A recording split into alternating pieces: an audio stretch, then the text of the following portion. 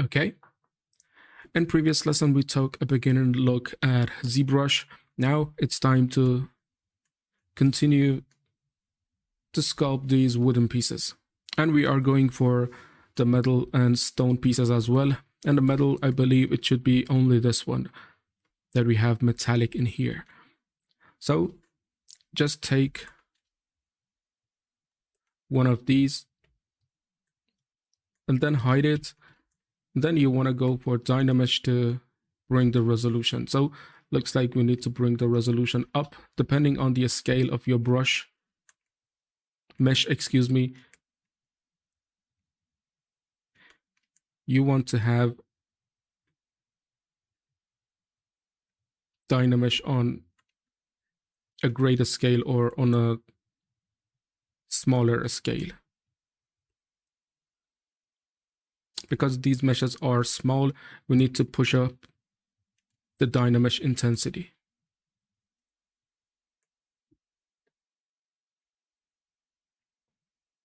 And I'm not worrying about these faceted edges because later on we are going for adding details. And when we added details, we will just increase the intensity of Dynamesh and even add some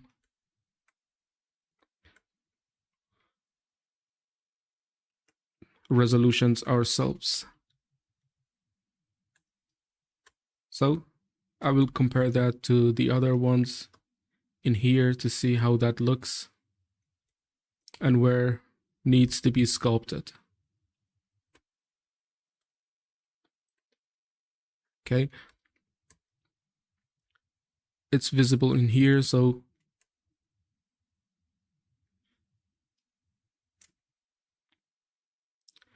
by a bit of sculpting, we will get rid of these sharp and unnatural edges. And for areas like this, which are not going to be seen, you could just leave that away. So let's take a look, and you see it's hidden in here, so nobody is going to see that. So why just wasting a lot of time on somewhere that is not going to be seen at all? These are considerations that you might want to have when sculpting. Or for example, later on, we might need to duplicate this over to other sites. So that way we want to make sure that we have sculpted there as much as we could. So it really depends on your production, your time, your energy, and a lot of things. Okay, let's go for Dynamesh and break these edges a bit. Because these 90-degree edges that are complete, they really break the authenticity, especially for something like this that belongs to older ages, excuse me, that there was not possibility of manufacturing these objects just like so perfect. And because this is wood, the wood is not that perfect 90-degree angle. So you want to make sure that you break these edges.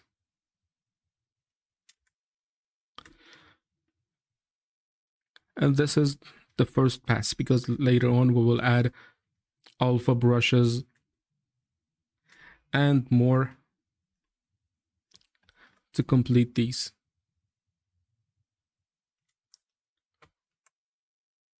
For now, just break the edges. And the way that we are sculpting is a iterative pass, because whenever you just sculpt something completely and return back to other pieces that you haven't sculpted, it's not a very good feeling, because you spend a lot of time on something that you could have spent on other places. Okay, you see, we are moving towards the way that we should.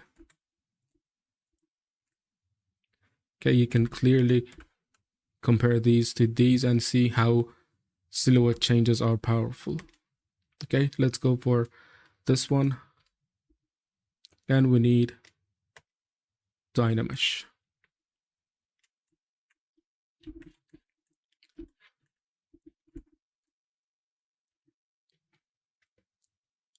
And just break the edges and you're good to go.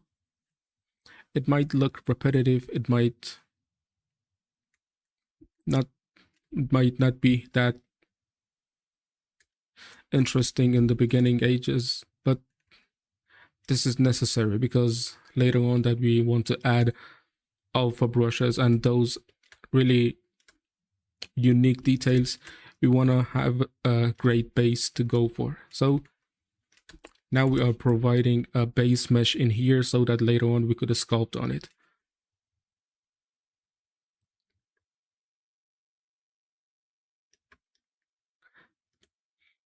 And we are sculpting the big details, the big shapes, the medium shapes and details in here. And then leaving the tiny ones, those microscopic details for Painter. Because sculpting them by hand would take a lot of time and procedurally generating them in Painter would be a lot more efficient. That way we have more control over the placement of them. Okay, let's see.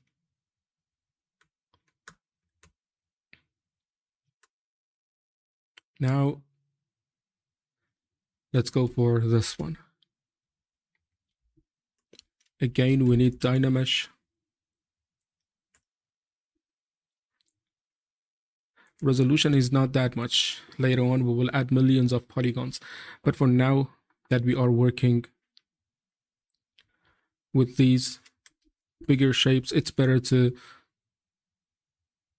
just work with a smaller resolution. This way, it's much more manageable when you're sculpting.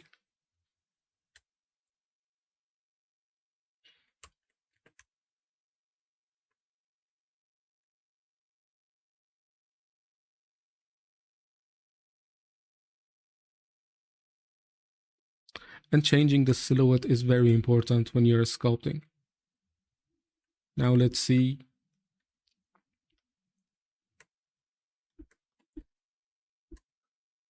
And you see, whenever we're trying to take a look at this, you see, it's just like a computer generated graphics. It doesn't have any history. It's not carved in the object. This is something that we will do in the detail lessons. So that's why it's important to have a great base so that later on we could add a storytelling to it. To tell that, for example, that wood has been cut and this one placed.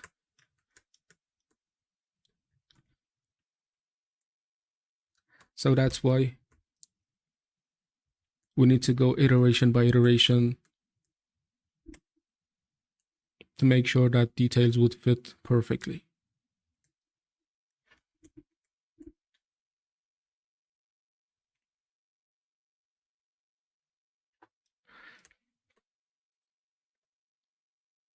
Okay, now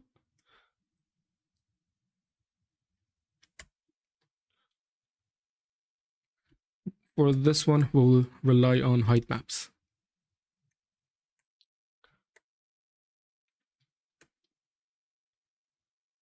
Okay, half of the objects are done. Now these three are remaining from this composition. So now I'm going to do something. Because we're not going to sculpt these from the beginning and use these ones instead, bring them here and then continue from there. I'm going to take these and create a folder for now and try to sculpt on them. Okay, 70,000 polygons isn't really a great resolution for details, but because we are working on silhouette, it's all right. And a lot of these decisions that we make right now are going to be changed later, or you could change them later.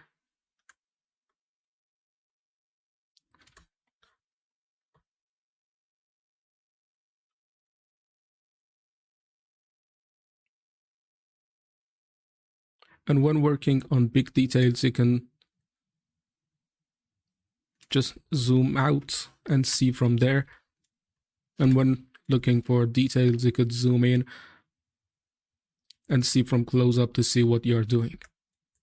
And the reason that I just hide those is that, for example, now that we have sculpted something on this, we brought it to a certain percentage of completion. For example, later on that we add alpha and all of those brushes, we will bring that to a 70-80% of completion and then duplicate it over and continue from there instead of going and start from edge sculpt, resolution, and all of that. We are not going to repeat that, although you could go and repeat the same process, but since we are going to save a bit of time, we are going for duplicating these objects, bringing them to a certain percentage of completion and then continue from there. So it looks like this was too much.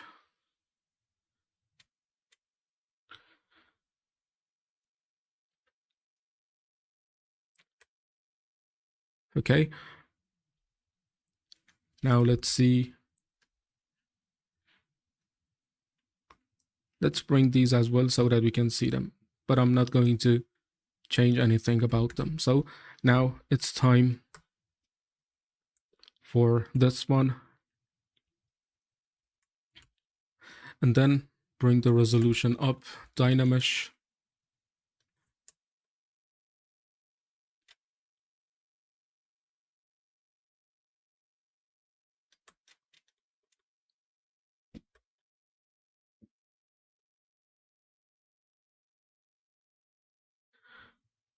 And there are a lot of times when a detail could be added in Painter. You do not want to add all of the details in ZBrush, because one, it takes a lot of time, and two, it's not going to be possible really for a lot of times.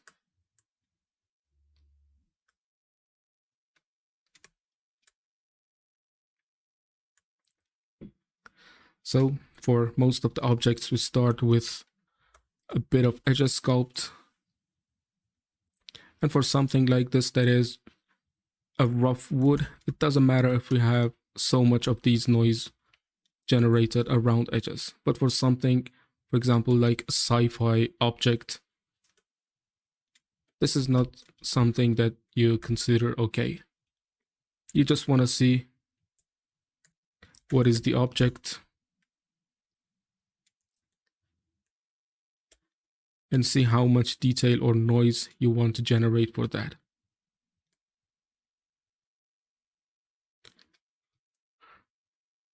Okay, now let's see.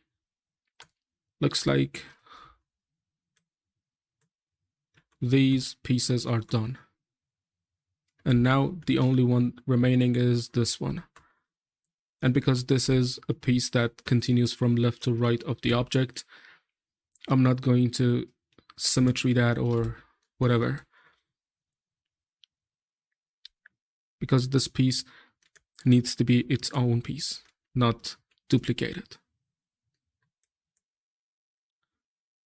And we want to have special details on it, so we want to make sure that we keep that one specific alongside with that plank that holds the rope that we create later.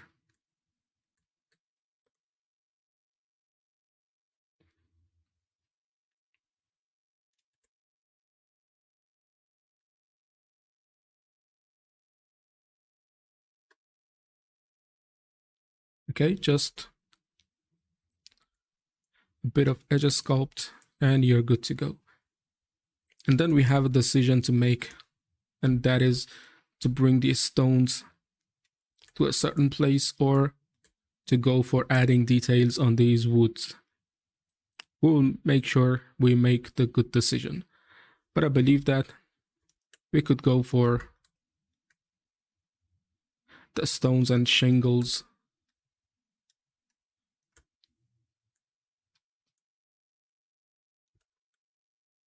Okay, Let's see. Now we have this one, this one, this one, and these stones and shingles.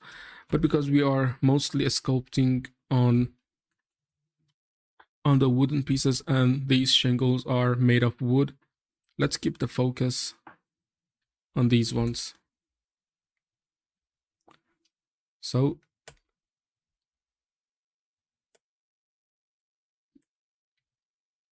not too bad. Let's up the resolution because these meshes are small. We need to bring the higher amount of Dynamesh. And I'm going to sculpt these ones from all sides because later on we are going to rotate, duplicate, and use all sides of these. So we want to make sure that all of the sides are sculpted. And this will make sure that we save much more time by reusing the same pieces that we have been creating rather than making some unique pieces.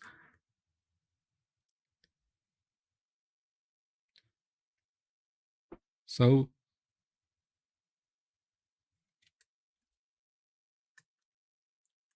later on we will add some of the wood fibers, but for now we keep the focus only on edges because adding edges is important and breaking the silhouette is as well.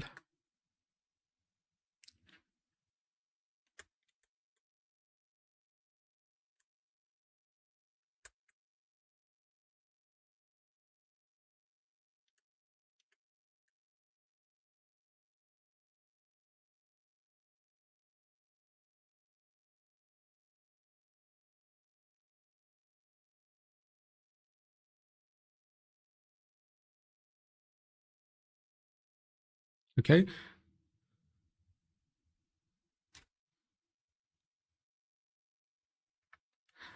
And the sculpting might be tedious a bit, but that is an important part. Later on that we see the final result, we see that all of these efforts were important. So just compare them side by side and see what you could add and what you could remove. Okay.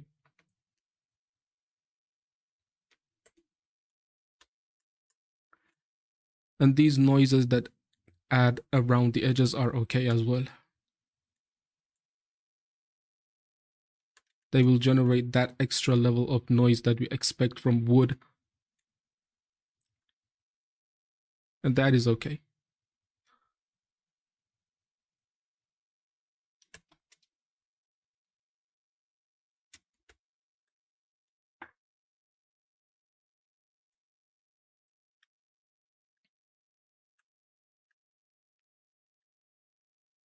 So different levels of sculpt.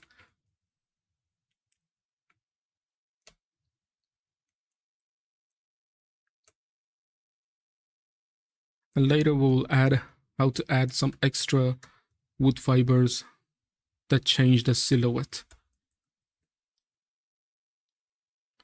But for now, it's only the edges sculpt. And for stones as well, we could have just brought a basic cube in ZBrush and try to sculpt from there, but generating some primitive base meshes were better for saving a lot of time.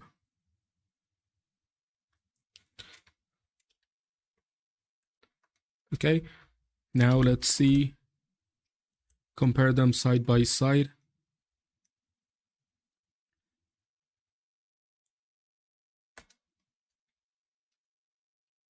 And hide everything else and try to sculpt on this.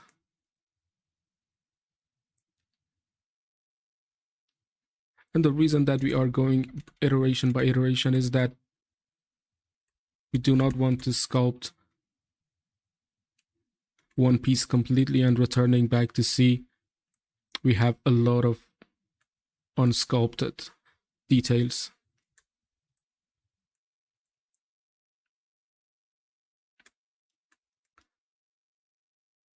So if you are in a hurry, you could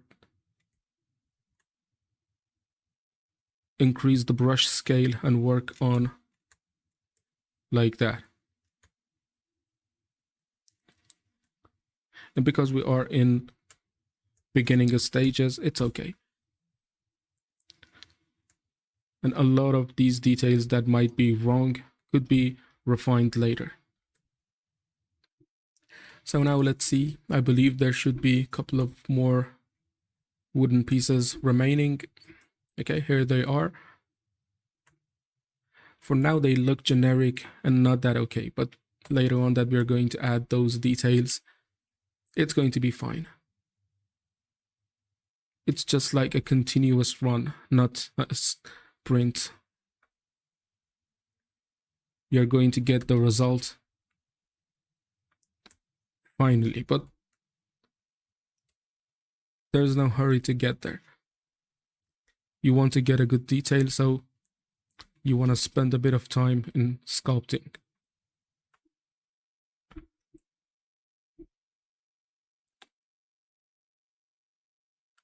And I know that you might expect to see perfect results from the beginning, but that is not really the case. You want to be a bit focused and really keeping your eyes on the final result rather than getting perfect results in the beginning stages.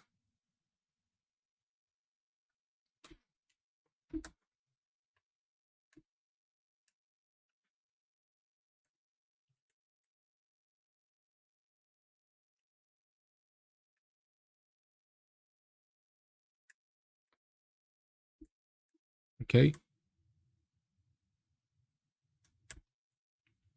And finally, the final wood shingles. And let's see.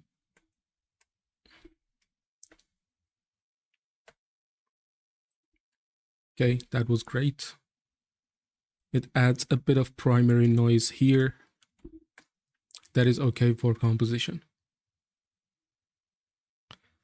And just suppose that we wanted to sculpt all of those 100 wood shingles that we wanted to place there.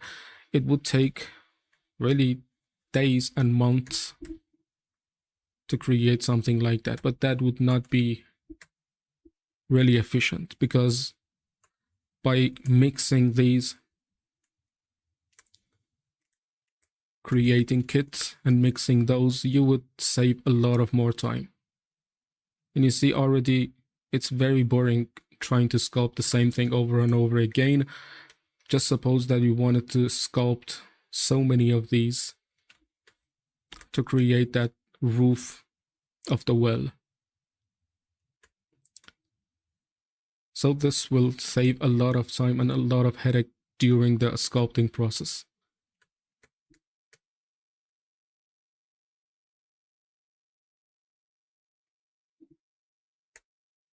Okay, looks like the wooden pieces are done. Now what we have remaining are the stone pieces, which include these stones themselves, these two pathways, stairs, and this one. But this one is going to be something like, for example, mortar or something to hold the stones together, something like a mixture of concrete or something that blends the stone together and keeps them from falling away. Okay, let's see if I could dynamesh this. So let's bring the dynamesh on a higher resolution. Okay, now in order to get rid of these faceted edges, I'm going to go for a polish. Okay, it polishes that and really removes a lot of those faceted edges. But later on, we need to make sure that we sculpt on this to really remove this plastic look. Okay, now we know where we are going. So now I'm going to pause this lesson, and in the next one, we will go and create a very base shape for these stones, these ones, these pathways, and we will see what happens. Okay, see you there.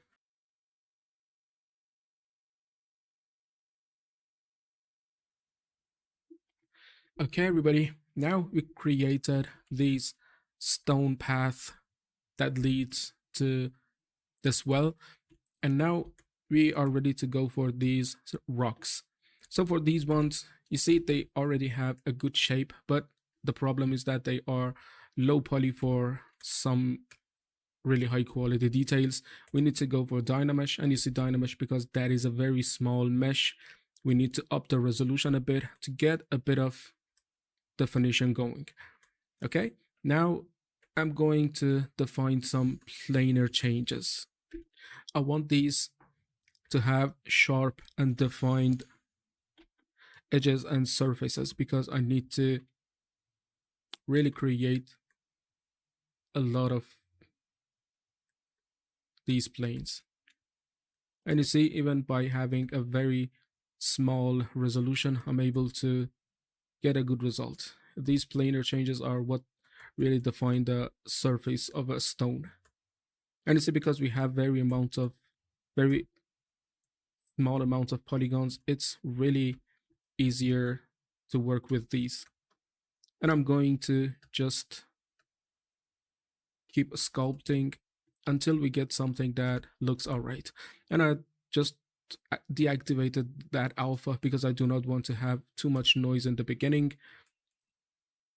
Okay, now let's go for the others. Just take a look, up the resolution, Dynamesh, because these are relatively smaller meshes.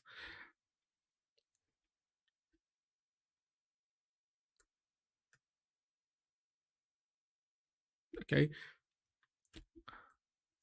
and just try to randomly create some planar changes. Later on, we will add alpha brushes that will really define the surface of the rocks, and we will add a lot of details. But for now, it's only about creating the surface. For example,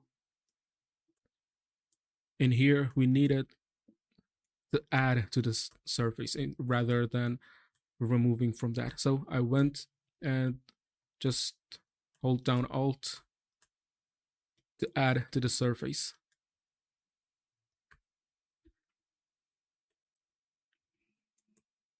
Okay. Now let's go for the other ones.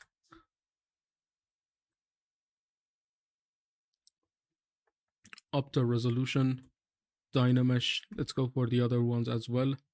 Activate the Dynamesh for all of them. And then go for sculpting one by one.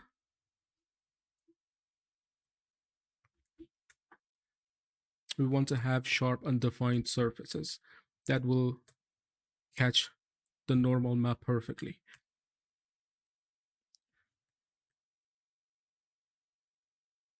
I really like this one.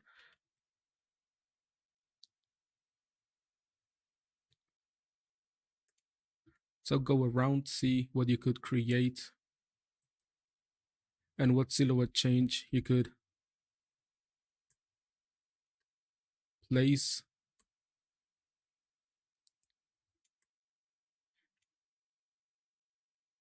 Okay, you see, by going into different directions and sculpting, we are able to get so much of good planar changes.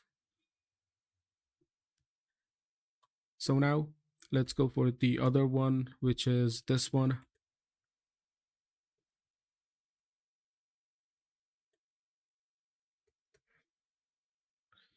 Just try to sculpt.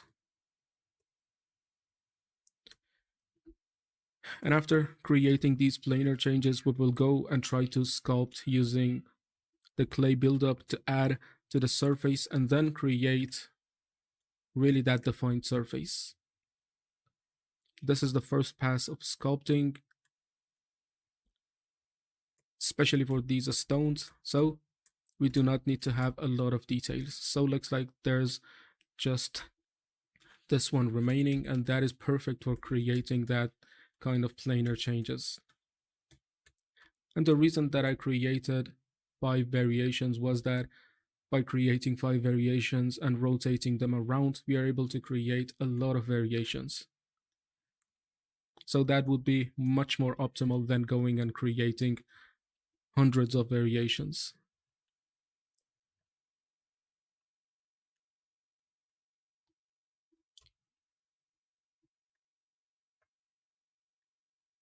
So let me go back. There should be a problem in here. So smooth and then Dynamesh. Okay. A good planar change. Okay. Now this was the first pass of the rocks, and I'm going to now take them individually, bring the clay buildup, and try to build up a form, and then flatten that out. So now that we need more resolution, I'm going to up the resolution, Dynamesh, to bring that, and then try to bring that planar, that clay buildup. And this clay buildup is in here. If you go to your details, brush panel, and search for clay, you get clay tubes, clay buildup, and these brushes, and clay buildup lives here as well. It's one of the default brushes. So now you see, it's just like clay. We have added a lot of these, so we need to go flatten them out to create surfaces. So Dynamesh, and then go for trim smooth border, and try to define the surfaces even more.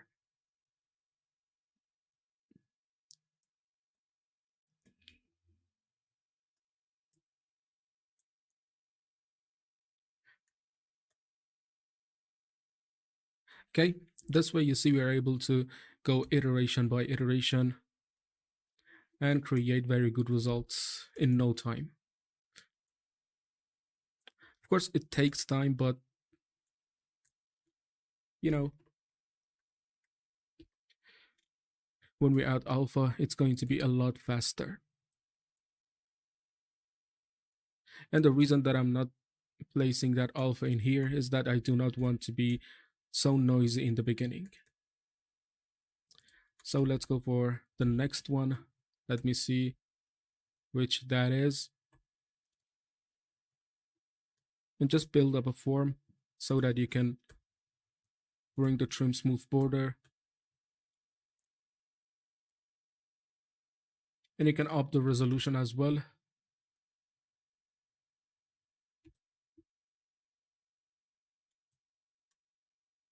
And since that is a small mesh, it's going to take a lot of resolution to create good results.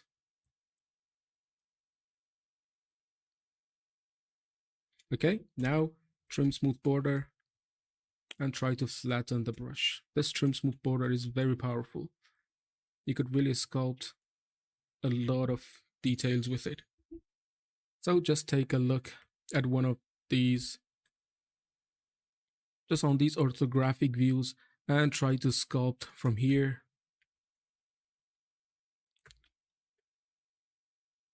Like so. And you do not want to add a lot of resolution in the beginning, because, you know, if you add too much resolution, it's going to really be noisy. And it's going to be difficult to handle that amount of resolution as well. Okay, whenever you are going to work on details, just make the brush scale smaller. Okay, now let's see what other meshes we have to sculpt. There are 5 meshes.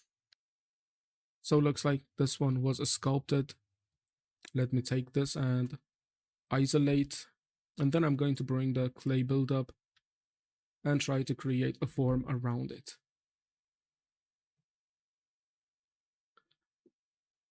This clay buildup is awesome for creating forms. And make sure that the directionality is in place because these stones are directional. Okay, now we have something to work with, and then you could up the resolution and just try to use the trim smooth border to try to sculpt. Just go and try to define the borders.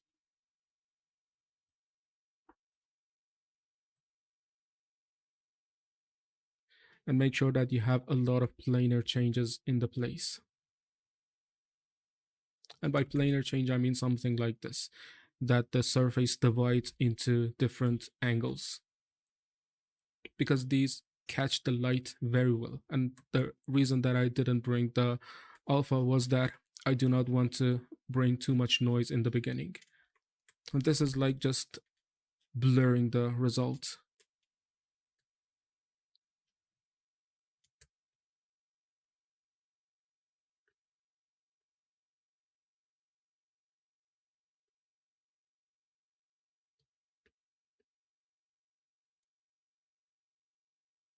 Okay, let's see. Not too bad. And now this one and this one are the remaining ones that we're going to sculpt. So clay buildup. Let me increase the brush scale, but not too much to deform the shape.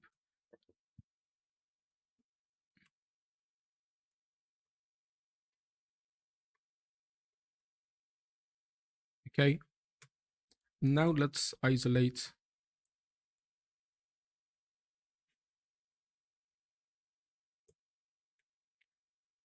It's just like sculpting in real life. You just add, remove details to get your shape.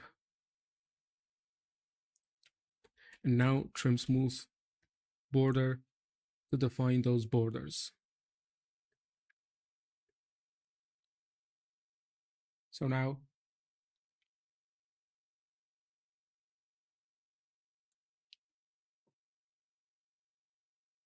see from different perspectives and from different orthographic views, and then try to flatten based on that view so that you get a lot of good planar changes.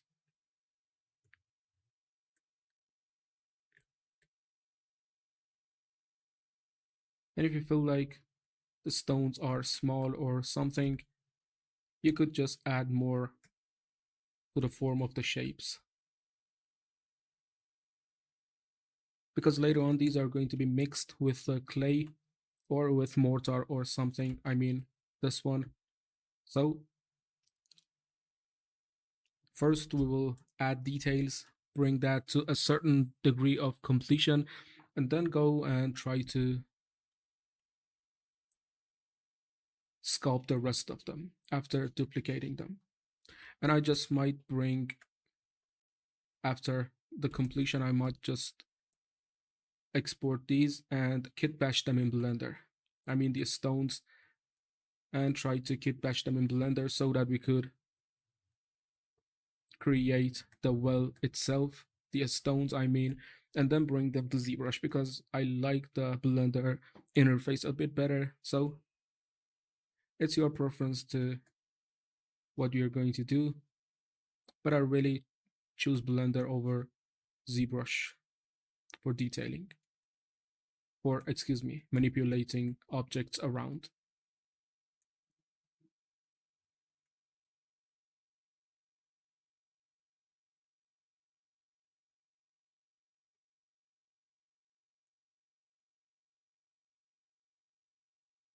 Okay, okay, one quick fix. I was sculpting this and I didn't like it. So I removed that recording, and now I'm going to remove this file as well. Let me take these two because these are separated too much. It's going to take a lot of time for sculpting as well as being a bit low quality. So I'm going to remove them like so. And now we need to re-import them once more from Blender. So let's see. I'm going for the subtool. Let me append a subtool. Okay, for example, this sphere. Now on top of this sphere, I'm going to go for import. But before that, we need to take these two and export them on OBJ. Make sure that you have selected objects, triangulate mesh.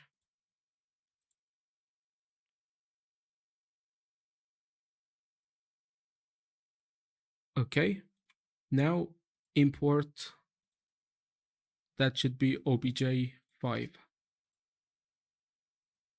Now you see it replaced that with that sphere. But problem is that it's just one object. So we need to go split to parts. Okay, and now we get two objects. And from now on, we continue to sculpt. That was a quick fix that I saw we should discuss about. So now about the fix, we are going to create these stones. And the way that we are going for those stones is something like this. You see, it's just like one mesh, but with different levels of stones. Let me see where we have that. Okay, something like this. We are going for a low frequency stone. So in order to get that from this, it's easy. We need to take the mesh. Let me go for a Dynamesh on 512, for example, to have a bit of a resolution to work with. And now we are going to carve stones from this. And by carving, I mean we are going to slice, and upon that slice, apply Dynamesh to get different stones. So what I mean by that is that we are going to use this Dynamesh and this polygroups feature. So after applying the Dynamesh, go for polygroups feature, and in here in the brush palette, you want to go for slice. So now let me bring in slice curve. It applies that to Control Shift. Okay, now divide this in half, and you see how that divides this into two pieces of geometry. And if you hold down Control click on one of these, you see that you have different levels of planks and stones to sculpt to. Okay, now again, let me Control Shift click drag like so, and then re-Dynamesh, having the polygroups feature activated with Dynamesh, it will create the lines necessary to create different meshes based on that. Okay, this is the method that we are going for, and using this one we are able to create very good stones. So let's bring that back, and I'm going to Dynamesh once more, just drag lines, and you should be good to go. Just press Shift F to bring that. And for something like this, it doesn't matter, because later on we are going to remove these parts in the low poly.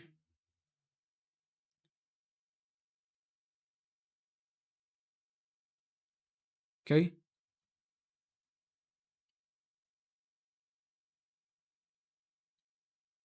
Dynamesh. And you see how great of a result we get. We are not going for too much of these, because it takes a lot of time to sculpt, and we do not want to waste so much time on sculpting these. So let's go back, and enough. So now I'm going to create another row of these stones, and then I'm going to take these, drag once more, Dynamesh, to get that stone created. And let's see, I'm going to make sure that they are visible in here. So this line, and when you Control Shift click on one of these polygroups, you see if I Dynamesh, and see that again. Let me activate Dynamesh with polygroups. Okay. And you can see how we are able to create those stones. And I'm just going to be random on these. I do not want this one to be predictable. Shift.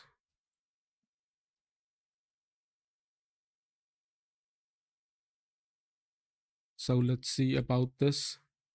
And it's because it has too many sides. Dynamesh really cannot decide on where to create that geometry, so it creates that ugly seam. So Dynamesh from here, now that it has preserved that shape, go and try to move on from there. And this way it's a lot more unnatural, a lot more natural and unpredictable.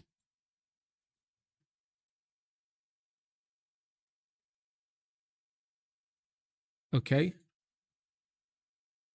So let me take this Dynamesh, just Control Shift click on these polygroups, Control Shift click again, reDynamesh by control dragging, and you're able to create these.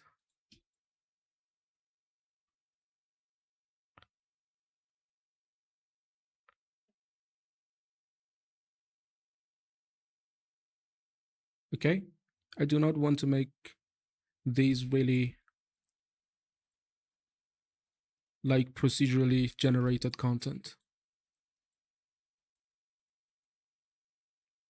So that's why I'm taking a bit of time to separate these.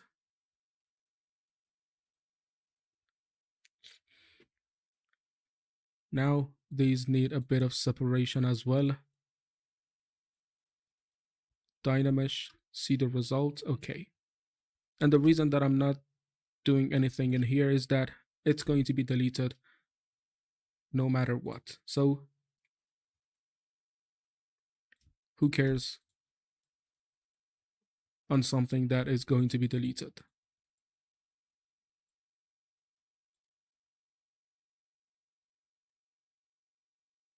Okay, looks like I'm happy with the stones that we created here.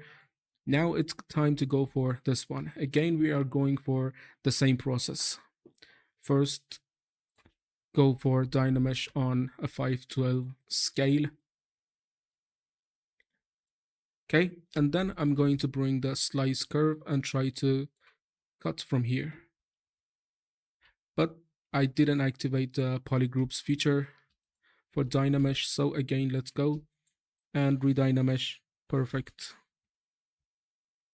So Control Shift click to bring those back, and then Dynamesh.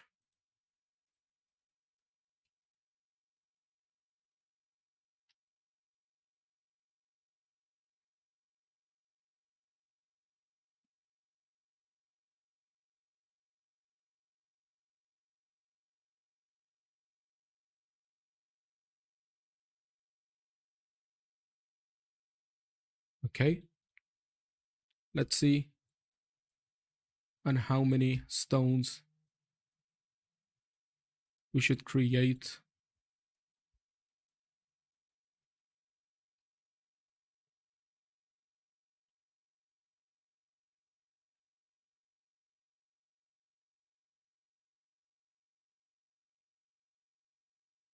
So it's the same process, just try to create some stones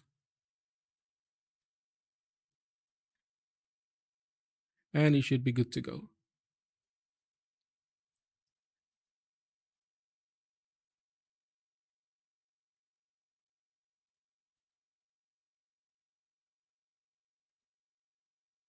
Dynamesh.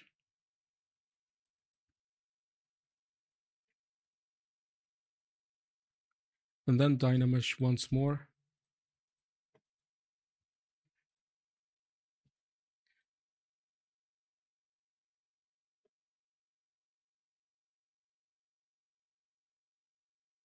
Okay, and I'm not worrying about these parts that are going to be deleted.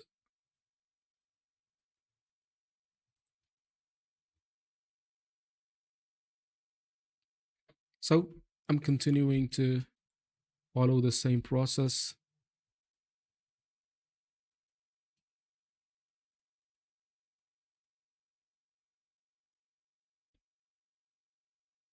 Okay,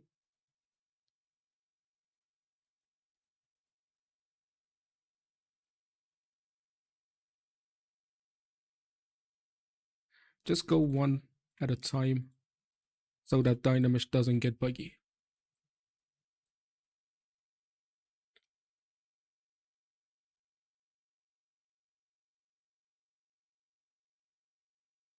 Okay, the more stones you create, the more time it's going to take to sculpt. So I believe it should be enough. And a great thing about this workflow is that if you go to move brush, for example, to select one of these, if you just control shift click on one of these, you are able to take it as a different object, move, scale, rotate, and whatever to create a bit of form for the geometry, like so.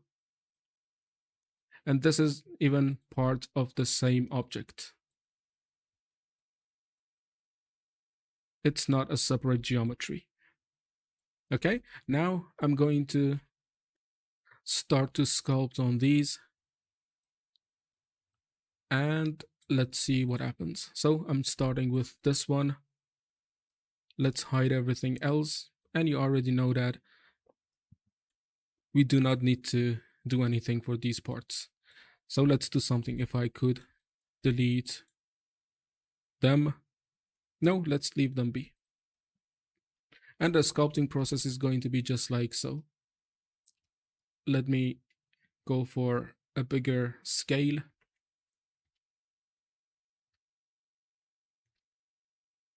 Dynamesh. And if you control shift click on one of these planks or stones, you're able to sculpt on them individually without affecting the neighboring pieces. And this is the great thing about that. And these are just like stones all in one place, like so. Okay, just try to sculpt. And the reason that I just resetted that was that it was too many stones in the previous iteration that I did. So I decided to return back and fix some of these results. So the process is going to be easy. Just take these brushes, these meshes, excuse me, I always mistake for that. And a sculpt to get variations.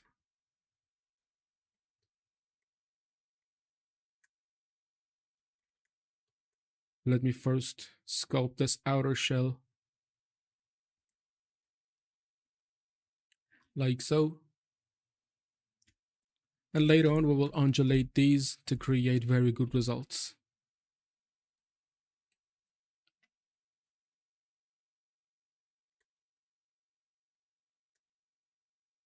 And if you have free time or if you want to sculpt too much, you could divide this into many stones and try to sculpt from there. But since we are limited on time, we could go and really just bigger stones.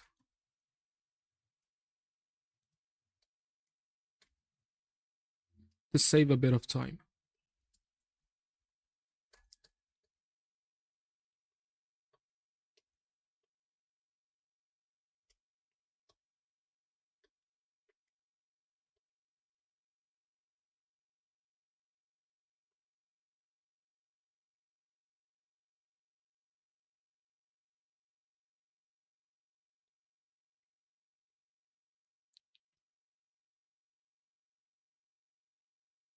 Okay, this one is just by itself. Like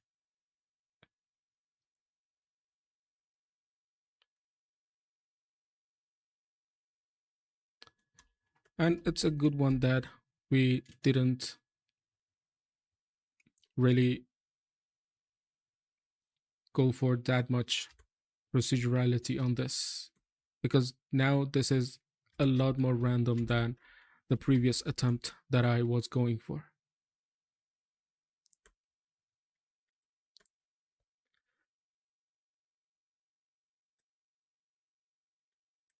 Okay, now let's go for these and try to sculpt a bit of these edges.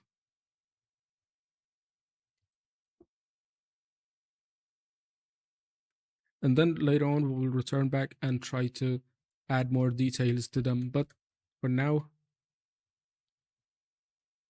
it's only working on the edges.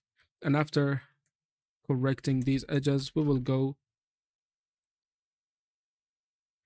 for continuing on the wood. And maybe I duplicated this one on top for that other piece. I mean this one.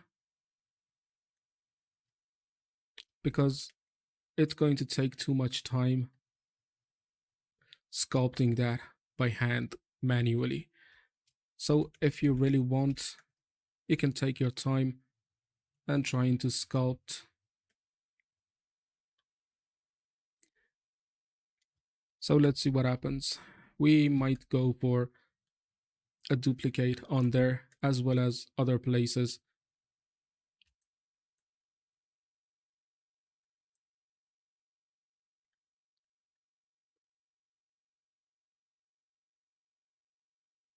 Okay, you see, we are getting variations. And I just decided that we might need to duplicate this on top of the previous one. So let's bring everything back. And you see how much detail this one adds. Of course, we haven't added those tiny details that really make this one shine, but it's really awesome. And I'm going to leave other pieces to be in the mix so that I can see what I'm sculpting and what I shouldn't sculpt, because that is not visible.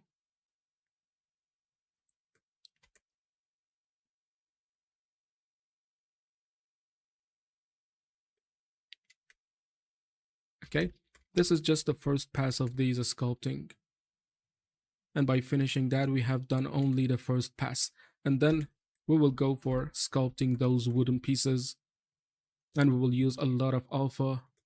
We will use a lot of details for storytelling and create a lot of good results. Just do not worry, we are going to take care of everything.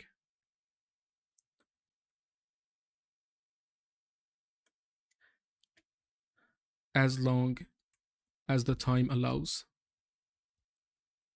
Just shift, control, click. Define the borders. And then go for the other ones.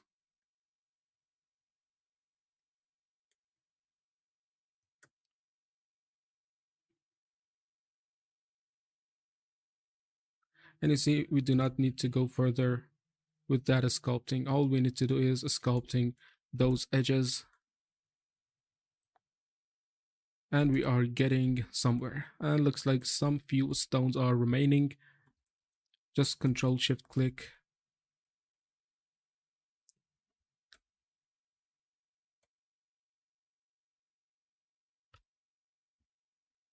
So let me see, looks like there's a bug in here, a visual bug.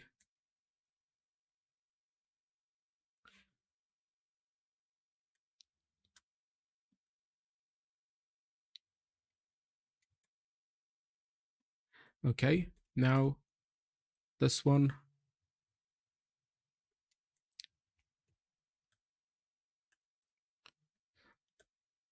Of course, later on, we will do something to blend this with these pieces. For example, we might bring the clay buildup and try to subtract from here to convey the message that they are placed on top of each other, like so.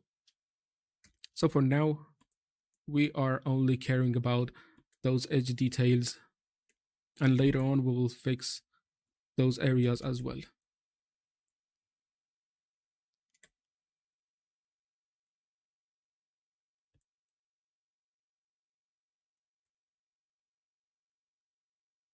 Okay, this way the stones are much more natural and in place. The storytelling is very important in creating these objects. You want to really make sure about the functionality of what you place on how in real life it's going to be, and so on.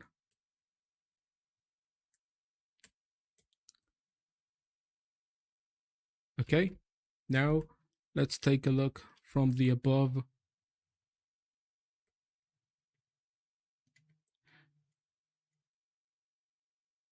And looks like we have done a good job creating that. Okay, let's do something now.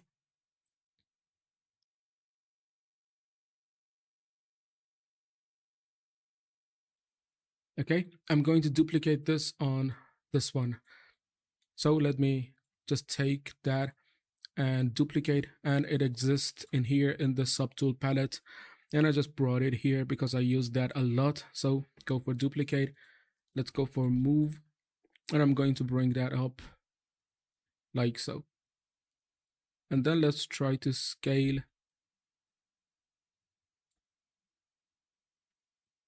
or let's bring the pivot to the center.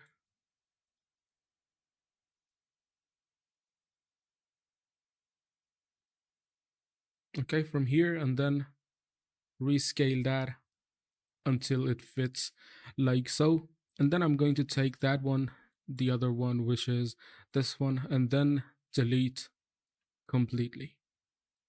So there's one problem, and that is we need to rotate this to hide some of those issues caused by that duplicate process, and a bit of scale, and a bit of matching in the center.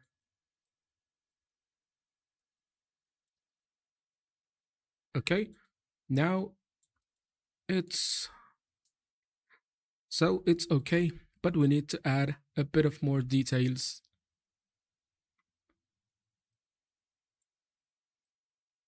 So let me go back, and because we need to create different stones in here, so I'm going to pause right now, and in the next one we will go and continue making the progress. Just copied this and brought it over to here, and now it's time to actually create some variations of this stone. So again, I'm going for the slice curve. It is applied to Control Shift,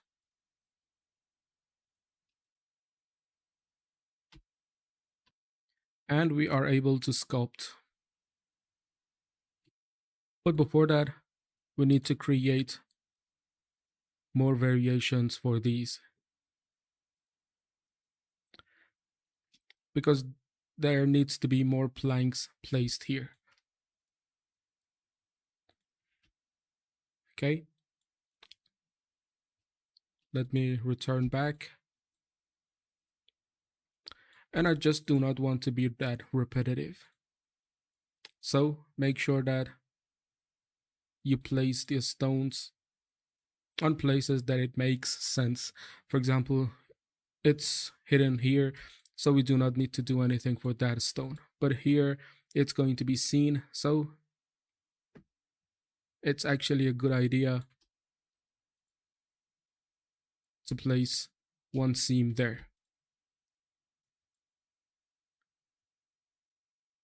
And then after that, we can go add a bit of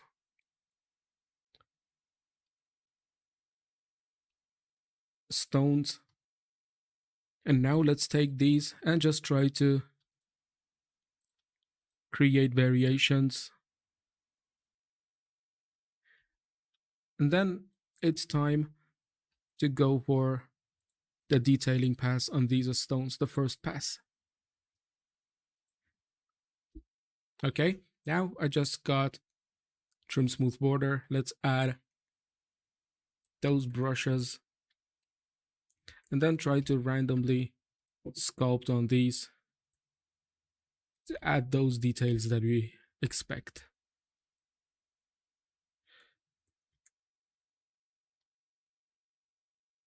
Okay, it's going to take a while, but it's important for the later process.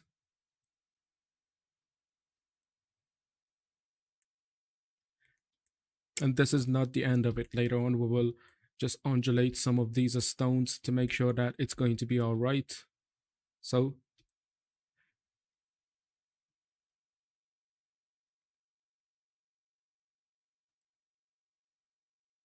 we are going to make sure that it looks natural as possible based on the time limitation that we have.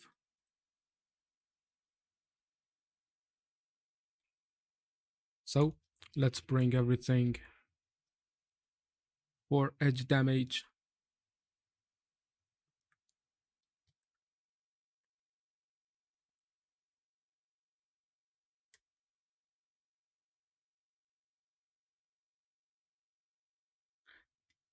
Okay. A lot of the details are going to be left for the texturing phase, where we go in Painter and add details, for example, moss, ambient occlusion details, and so on. So we want to make sure that you stay for later stages for completion, because this is just like a long run rather than getting the results so quickly. So let's bring everything. And now that I'm taking a look at this one, so far so good. And now that we have done the first pass on everything in here, except for this metal and this concrete or mortar or whatever,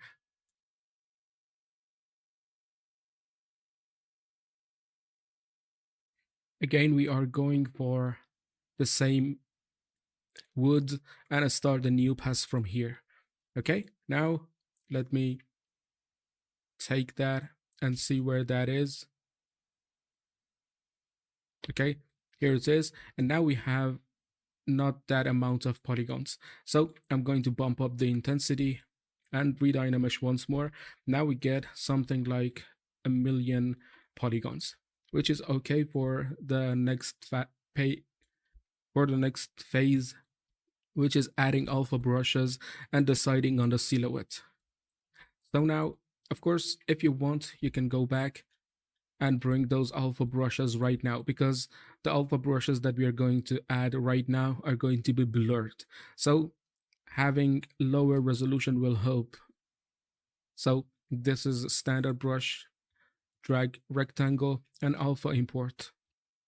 And these are the brushes that I use, and every time I used one of them, I'm going to share them with you. So let's bring one of these that is good for silhouette. For example, this one. And if I drag in here, you see it tries to change the silhouette completely. So it's okay for this, because we need to have a silhouette, and later on we will sculpt on this to get a very rough silhouette. But for now, if we apply that amount of resolution and then add the one, you see now it's having more details. So it really depends on you on how you want to use that. It's advisable to bring that and start to use it like so on a lower resolution, so that we sculpt on it and all of the details get blurred away right away. So now let's start using this one. It already tries to give us a very good representation of silhouette, and you see how it changes the silhouette based on our usage. But it's not the end of it. Later on, we will return back and try to sculpt on it. So let's take a look and compare that to the other pieces. And you see now this is where it really shines. And you see how amount of details it adds to the surface. It's great. But now you see I'm not happy with this because it's too noisy and it's not going to be readable. So now this is where we are going to increase the resolution, for example, to 2048. Okay, and redynamish once more. And now you see we have more resolution. So this is where I'm going to bring the trim smooth border and try to flatten out a lot of these noises. Okay, I'm going to flatten in a way that we get only these big shapes. I do not want to have a lot of noise right now. It's only a matter of guessing the big shapes. And for example, in these parts that it's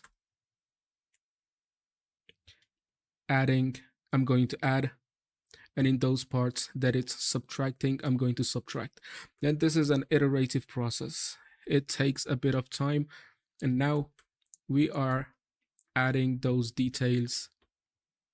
And you see, even by adding only one alpha brush, it's getting stronger and stronger. Okay. And right now we are not having a lot of resolution as well. Later on that we add those final details and finer details, it's really going to shine. And it's going to be very good for composition. Okay, you see a very, very rough wood.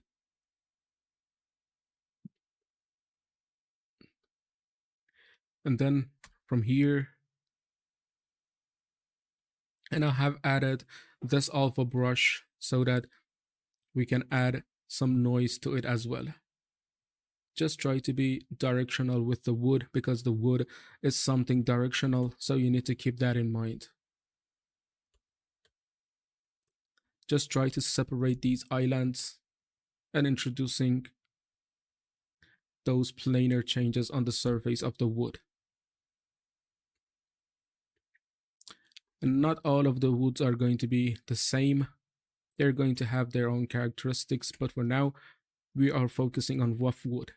And this is a blockout for that rough wood. Later on, we will add enough details to work with that.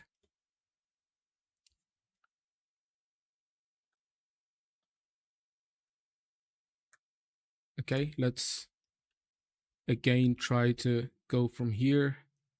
And we're going pass by pass, iteration by iteration to make sure that everything is going to be elevated together.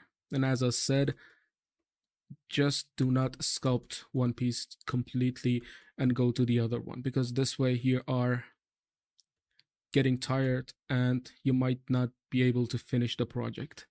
But if you elevate all of these together, you are going to have easier time sculpting because everything is on the same level.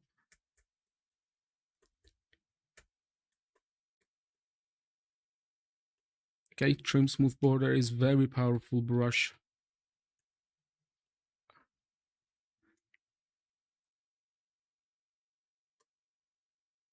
And make sure that you have alpha as well, because this time we are going to generate some surface noise using that.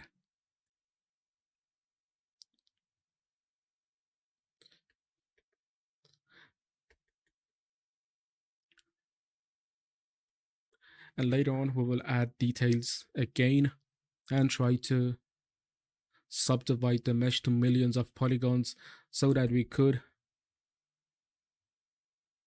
just add the details that we want.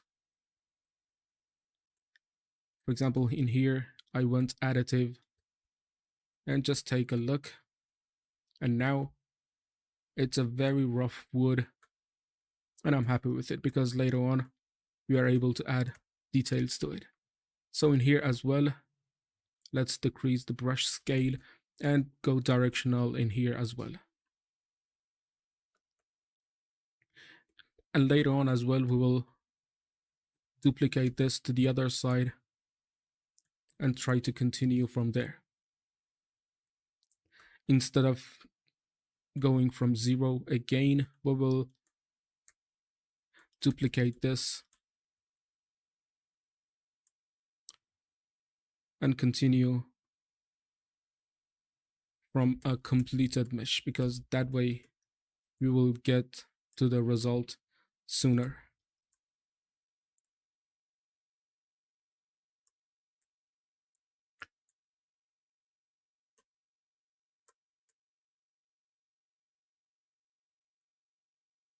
Okay, now this would, let me see and compare that. Okay, it's very good. And we are seeing the details right away, and you can see how different that is from other pieces. Okay, now let's go for this one. And this as well needs to be detailed. So let's go for 2048. And since this is a smaller mesh, we are getting different levels of subdivision. So let's go to standard brush. And this time again, instead of that brush, I'm going for another one, because if we just use the same brush over and over again, it's going to be repetitive. So let me bring this. Make sure that back face mask is activated.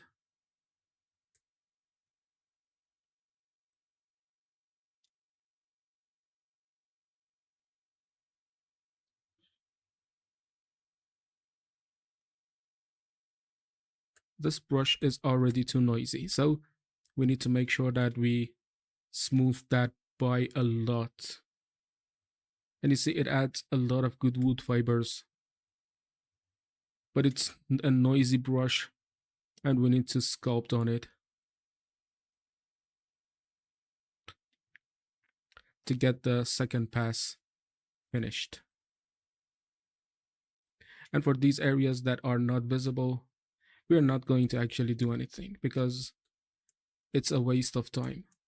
So now let's take that and try to sculpt on these. But before that, let's re-dynamesh once more to make sure that the geometry issues are fixed, because sometimes using those alpha brushes too much will cause a bit of distortion on the geometry. So you want to make sure that you dynamesh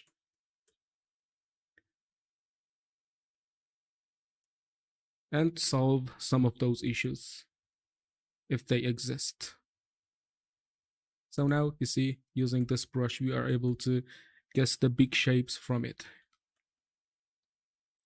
You can also increase the brush scale because we are working on big details. This way you will get details faster.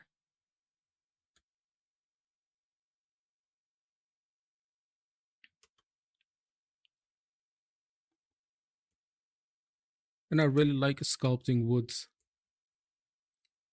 It's a great one.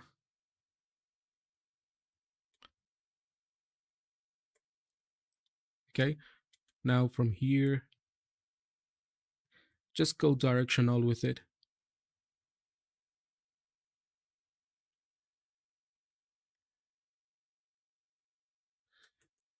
And for now, we add those generative details.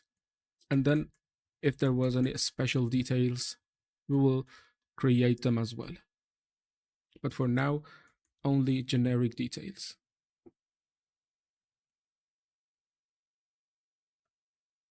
Including creating these wood fibers and so on.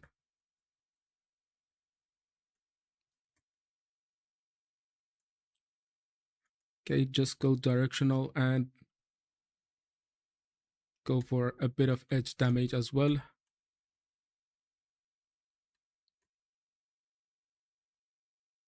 Okay, and now let's continue. We just want to flatten these details to reveal the potentials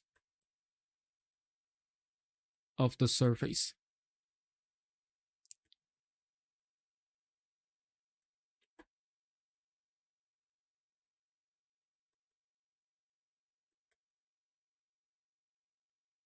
Okay, this flattening process is it's a good one, because you use alpha and remove those noises from those alpha brushes, and you will get the details. So now let's see, take a look, and okay. So now the next one are, you see, they are curved. And for something like this, if I add the same amount of detail, for example 2048, redynamish, and bring the brush, this one should be curved as well. You see, it's just trying to following the same shape.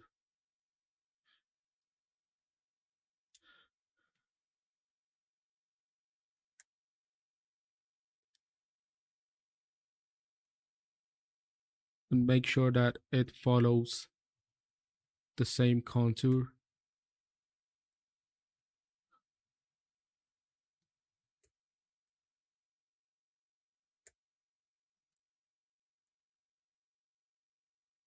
And in here as well.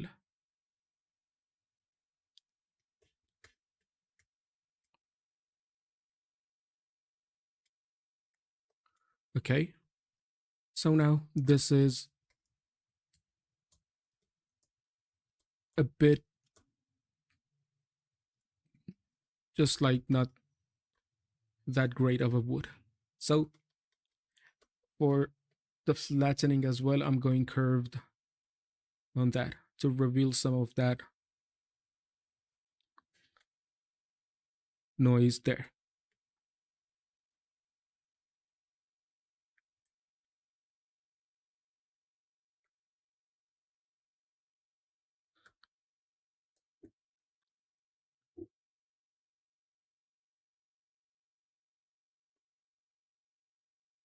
Okay, a very good brush.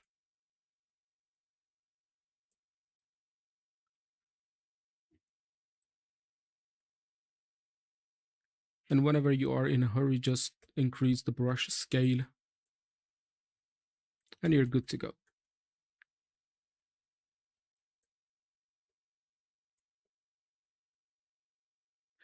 And just do not forget that this is the second pass and it's not anywhere near completion. There's a lot of passes that we need to do in sculpting, in texturing phase, and so on.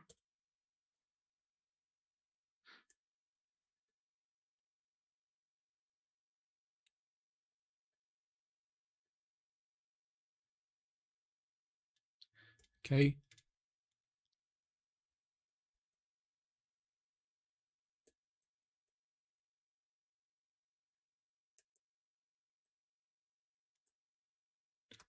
And now, finally, this part in here. And later on, we'll return back and add more resolution, add other passes as well.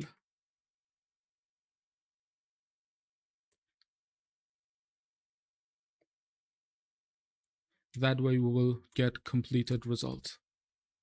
Okay, now let's just take a look at the composition.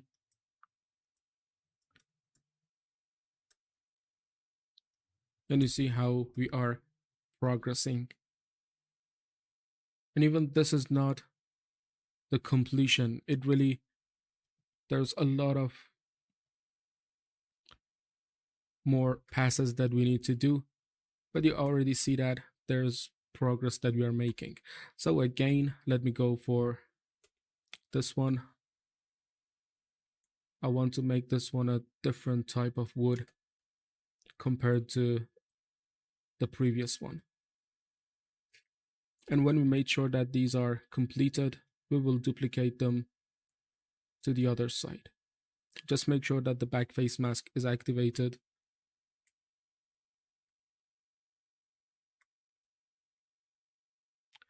And for here and here. Okay, trim smooth border.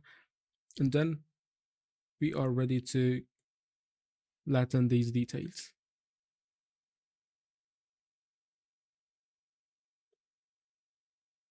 Just be careful, because this is the medium details that we are adding. Later on top of this, we are going to add those smaller details.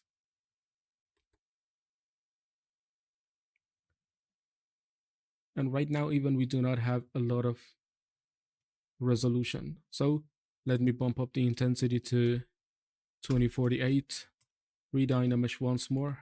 Okay, now we get a good amount of resolution for the second pass.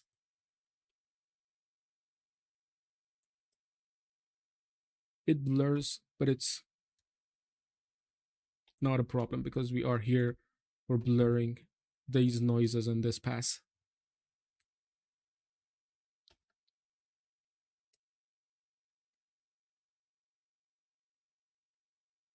And because the wood is curved, we are going curved on our sculpting as well.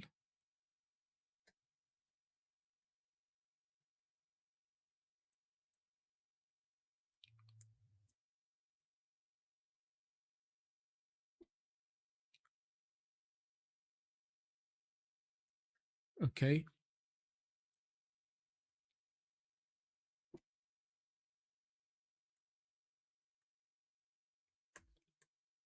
Now I believe it should be the final phase of this wood in this pass.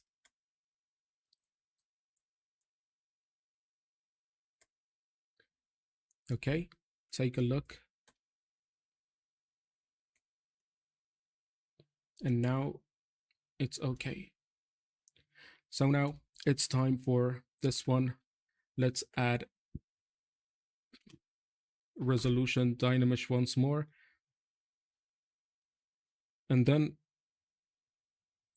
let me bring in another brush or another alpha to make that one different.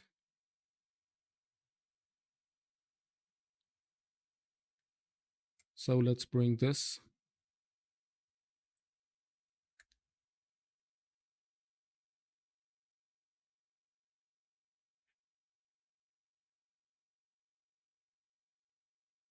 I'm trying to see if that works or not.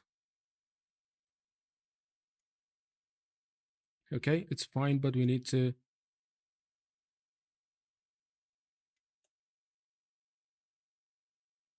make sure that we really sculpt on these details,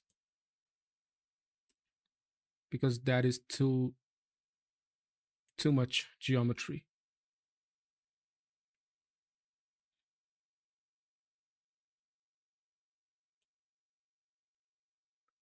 And these alpha brushes that I use, I'm going to share them with you so that you can use them for your work.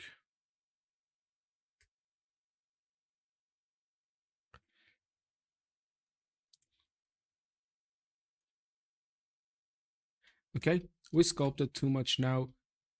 It's time to dynamish and bring some of the geometry back together. Okay, now you see it's curved a lot better. But in here, there's areas that we can fix definitely. So now it's time to flatten.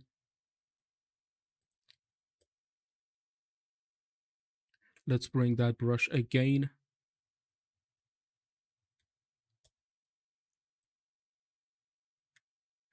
Dynamish once more. Good result.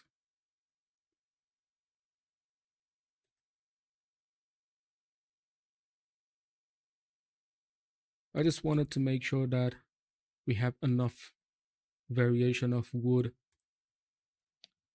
and this prop, rough wood, variations of rough wood that look different and not so identical.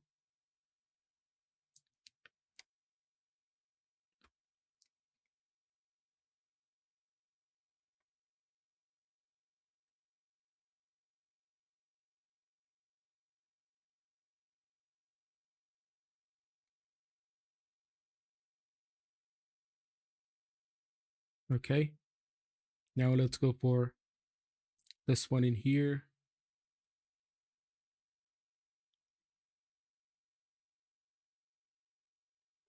And just try to flatten out these details. And because it's directional and curved, you need to be following the same direction and curve.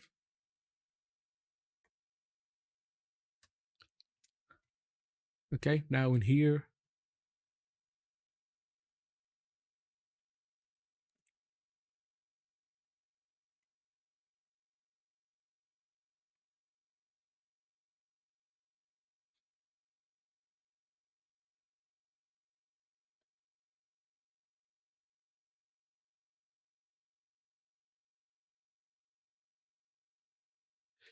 and you see the result is blurry because we do not have a lot of resolution, and that resolution is going to be added later on. Okay, now here,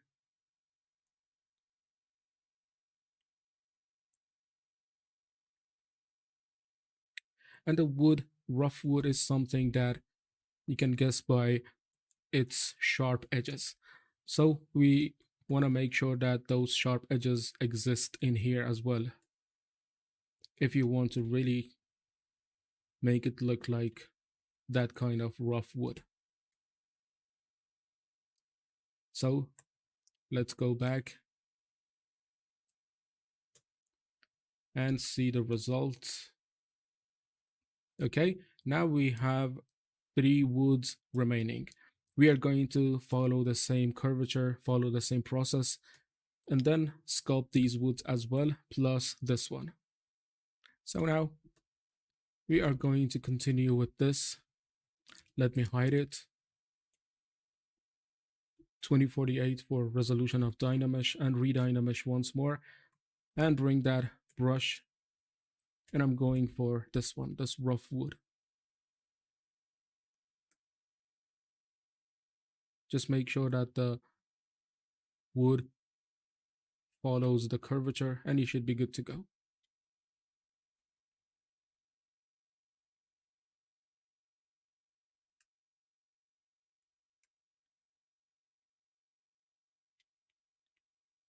Okay, here's straight.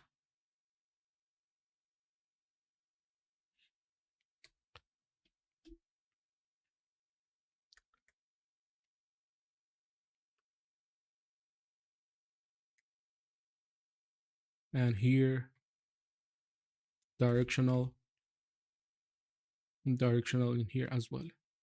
So now I'm going to Dynamesh once more to bring the geometry together, and then I can go and start to flatten these with the trim smooth border.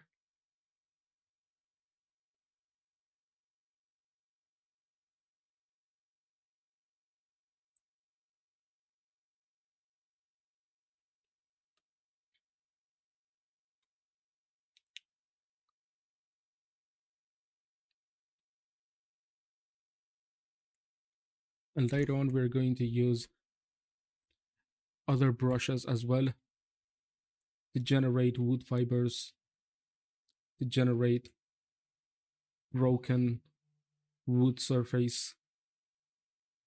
This is an iterative process. You want to make sure that you have everything in mind and you know what you're doing when you're starting the process.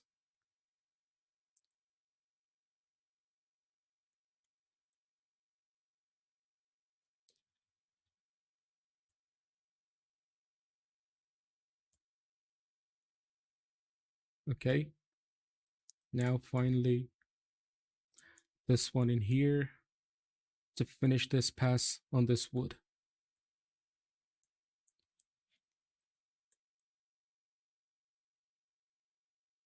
So let's see. Awesome. And now finally this one, and this one, and this one. So there's not much remaining from this pass. Okay, it's already, let me go for 2048.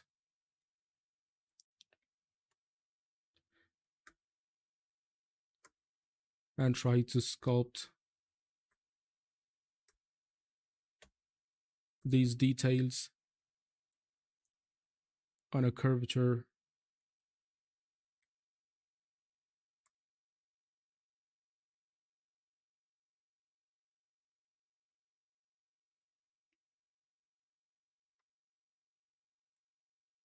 Okay, Dynamesh once more to bring the geometry back together, and then try to flatten the result.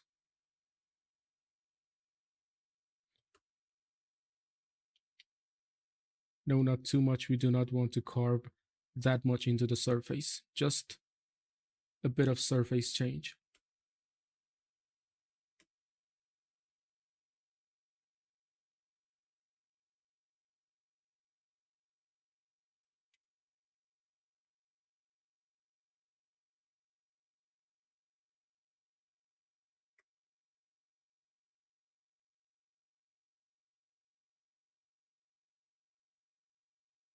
Okay, now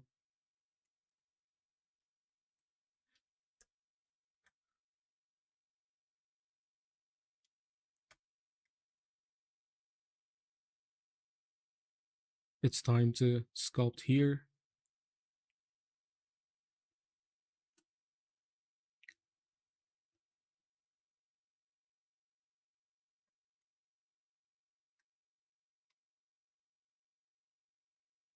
And then here.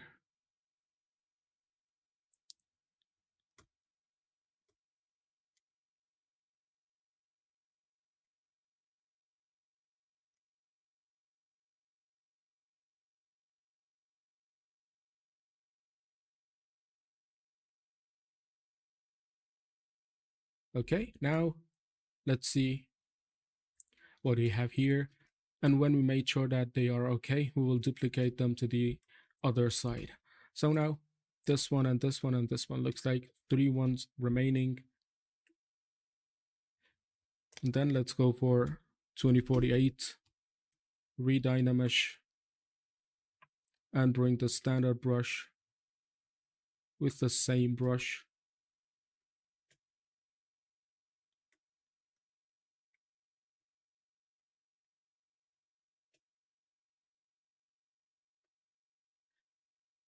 Okay, and then Dynamesh with trim smooth border.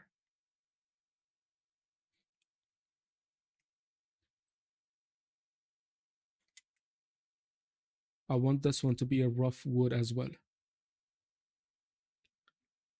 And that was the reason that I brought so much intense alpha on this.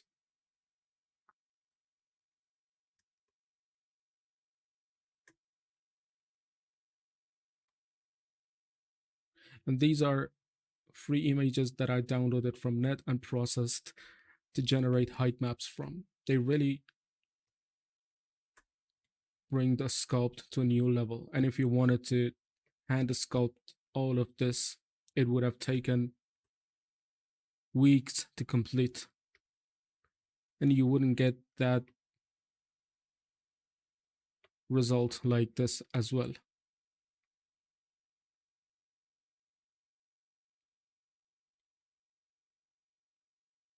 So using these alpha brushes is an amazing tool to have.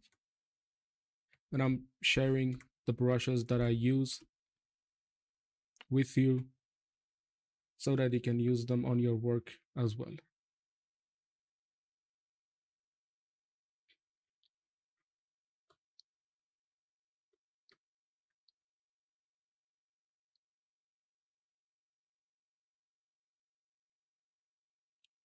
Okay, let's see. And now this one, and this is going to be simple because it's going to be something that we hang the bucket from. So 2048 Dynamesh. I just want to change the silhouette.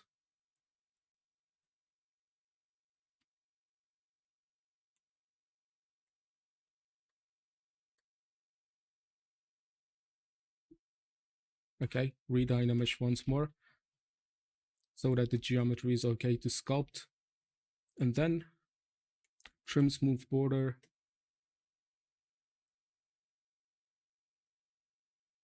To clear these shapes. Because having that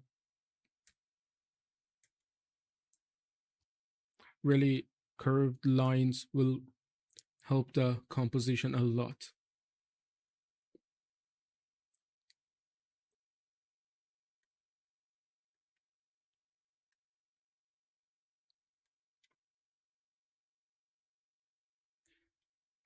Because a lot of times when you're creating an object, the edges might be sharp, the silhouette might be not that interesting. So breaking these silhouette shapes will go a long way in creating a believable result.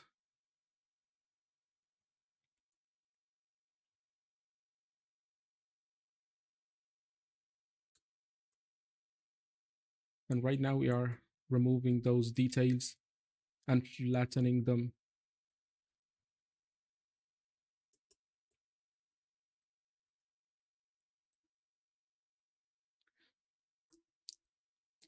Okay.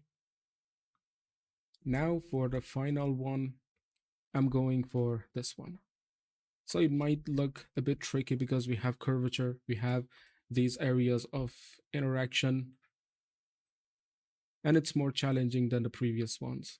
So for this one as well, I'm not going to bring in too much detail because this one is not that rough of a wood. So let me bring in this one. No, not this one. Let's use this one. Okay. And then I'm going to follow this curvature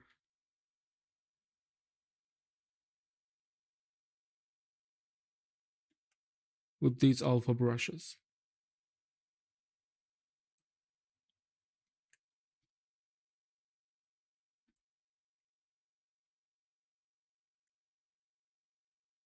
Okay.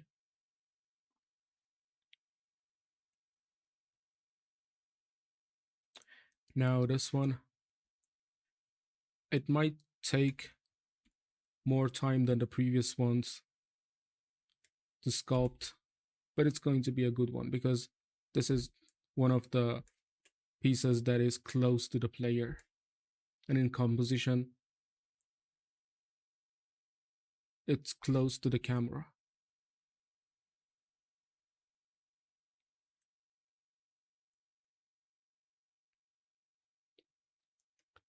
So we're going to dedicate more time and resources to this one. Okay, now let's go for these and make sure that it follows the same curvature.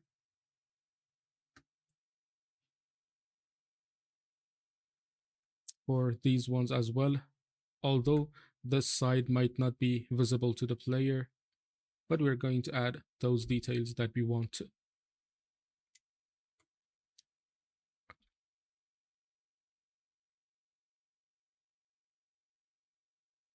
Okay, now here,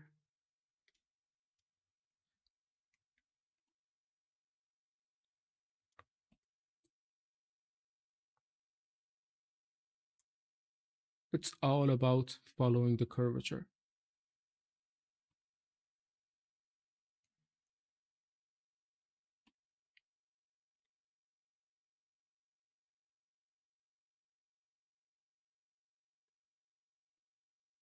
Okay, and here,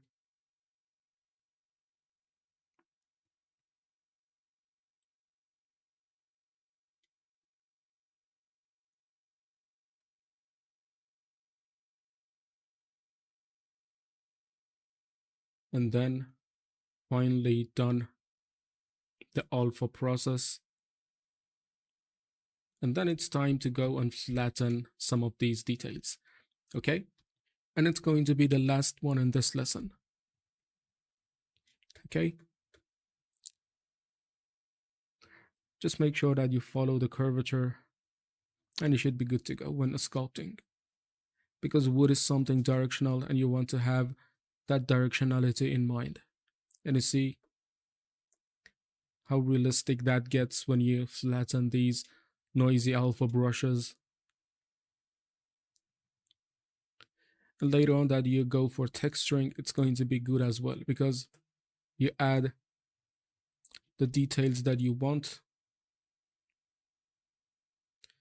and then it's going to be blended together really well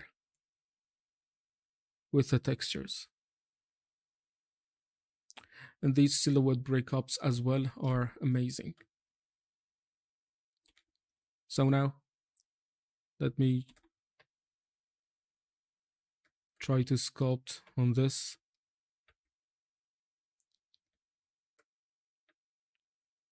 Because that looks generic and really CG.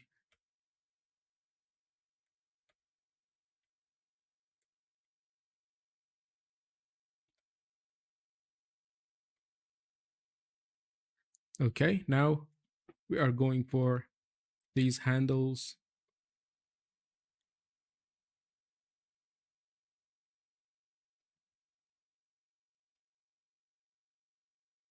This really is great. I'm happy with this.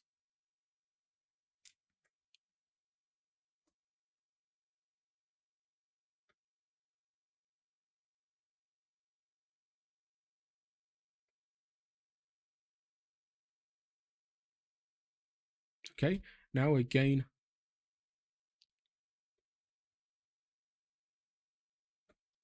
trying to flatten these areas and then going directional on these handles.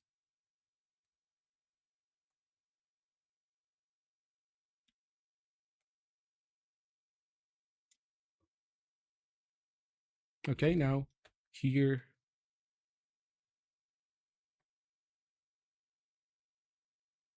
and again for handles as well.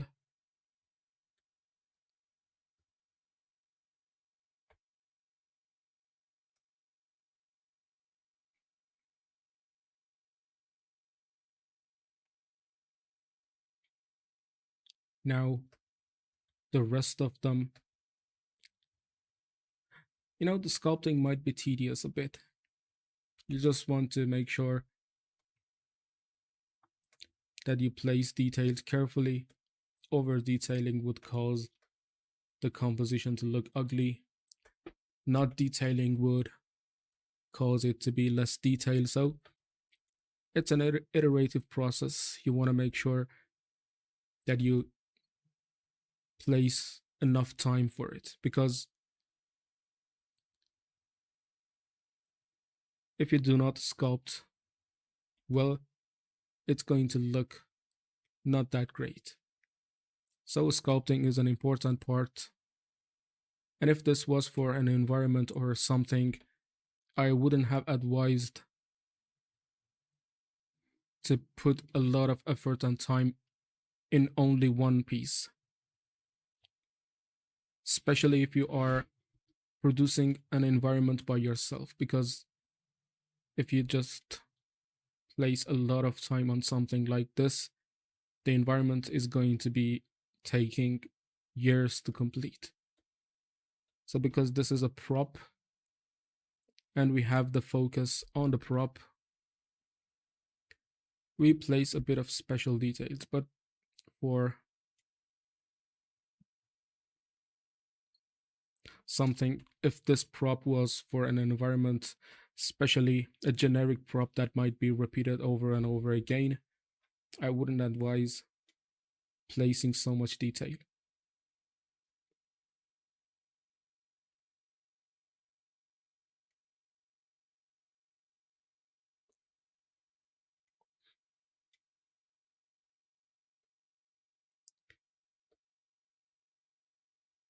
Okay, and then directional, and finally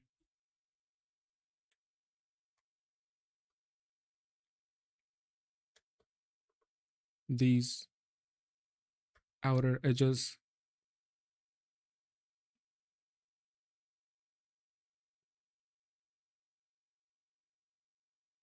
because this is curved, it might be a bit tricky to sculpt, but it's going to be worth it. Of course, there are some places in here as well, and it's going to be the last one in this series, in this lesson.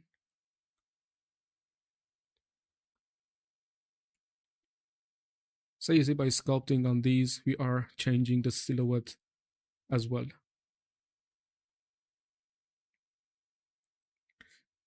And by breaking the silhouette, you are making that more realistic. And because now we do not have that geometry constraint that were present before, for example, in previous years, now you could bring more geometry to your props in games. So you could spend a bit of more polygons for a better and greater looking silhouette to be more believable. Okay, now let me see about here.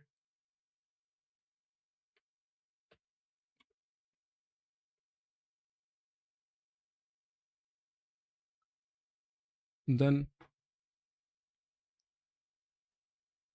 a bit in here. And finally,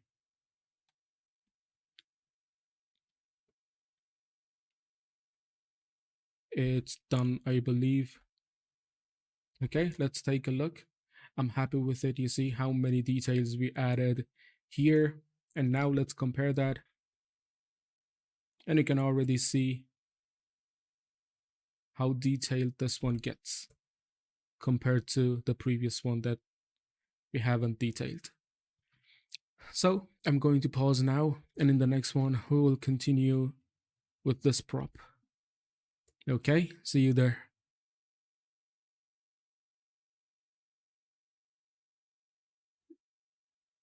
Okay, everybody.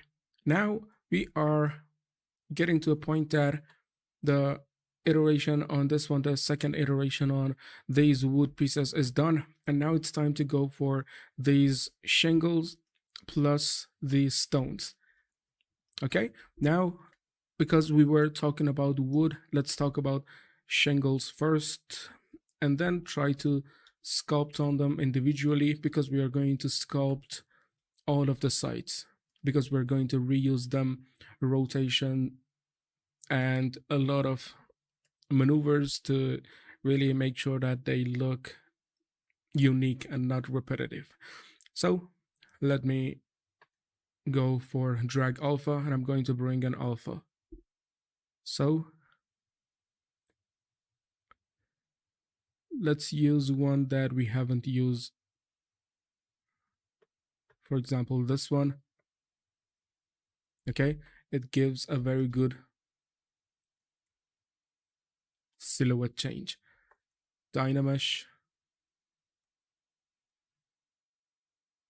And just make sure that the back face mask is activated.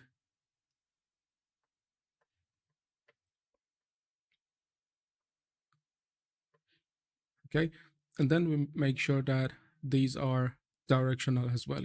Just note that we haven't gone for really high resolution, because we are still in the beginning stages, and we might just go for some irregular low poly result for now. Okay, let's just take these and drag alpha as well. And then when we made sure that all of them are using the alpha read that they should, we will go and try to sculpt them.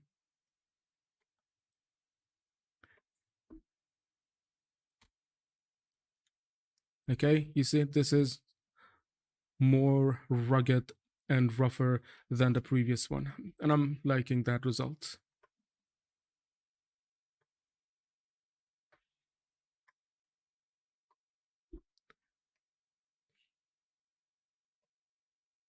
Okay.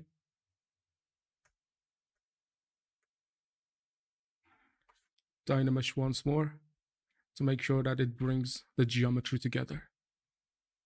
So let's take a look.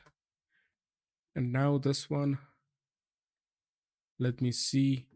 Let's go for 2048, redynamesh to get a bit of geometry. And then I'm going for another alpha. Do not worry, I'm going to share this with you. Okay, this one is smoother than the previous ones. It's just like silhouette.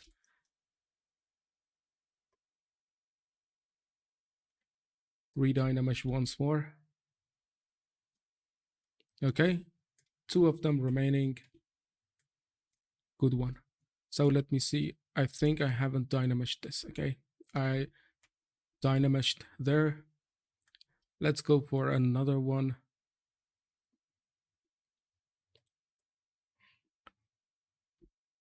I feel like we have used this one before. So let's go for a 2K resolution on Dynamesh.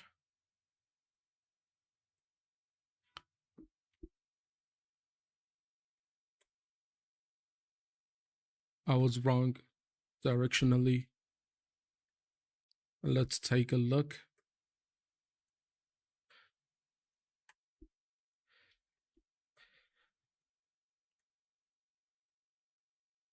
Okay, this step is mainly using alpha brushes, these height maps, and then combination with trim smooth border. And later on, we will bring in, for example, this damn standard brush to use a lot of wood fibers and things like that. So for this, let me bring another alpha. For example, this one. But before that, we need to go on 2K Dynamesh to get a better resolution. You see, these wood fibers are really okay.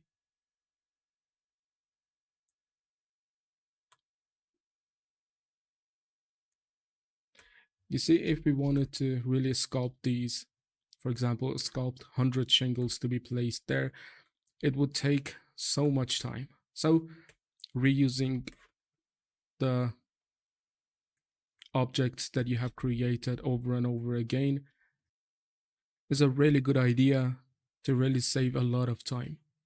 Okay, now let's go for trim smooth border and try to define these shapes, to guess the shape from these. Okay, it's going to be the same process, just like the previous ones. We try to flatten these to reveal the main wood shapes that we have. You see, by going and using trim smooth